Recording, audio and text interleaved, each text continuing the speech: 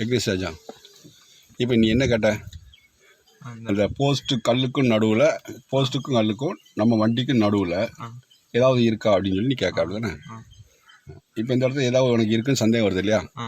அந்த ஸ்பாட்டுக்கு பேர் என்ன தெரியுமா? பிளைண்ட் ஸ்பாட், கண்ணுக்கு தெரியாத பகுதி. இப்போ இங்கேருந்து வண்டியில் உட்காந்து பார்த்தா நம்ம வண்டிக்கிட்ட இப்போ சப்போஸ் ஆடோ நாய்க்குட்டியோ படுத்துனா தெரியாது, அப்படி தானே? அதான் நீங்கள் எதிர்பார்க்குற. அதுக்கு பேர் என்னது? Blind spot. நமக்கு இங்கேருந்து பார்க்கும்போது போஸ்ட்டு தெரியுது, கல் தெரியுது, அதுலேருந்து ஒரு அடி தான் தெரியுது, சரியா? இந்த பார்க்கும்போது வண்டிக்கு முன்னாடி போஸ்ட் இருக்கு தெரியுது, கல்லுக்கு தெரியுது, ஆனால் நம்ம வண்டி அதுலேருந்து 10 அடி தள்ளி நிற்கி. அப்போ அதில் ஒரு 3 அடி விட்டால் கூட ஒரு 7 அடி நமக்கு தெரியலன்னு நீ சொல்கிற. இந்த 7 அடிக்கு என்ன பேர்? Blind spot. என்ன? கண்ணுக்கு தெரியாத இடம். ஓகேவா? சரி.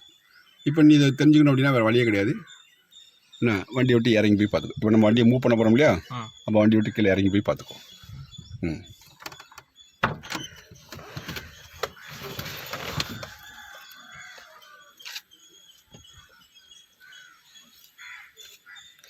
என்னாச்சு? எதுவும் இருக்கா?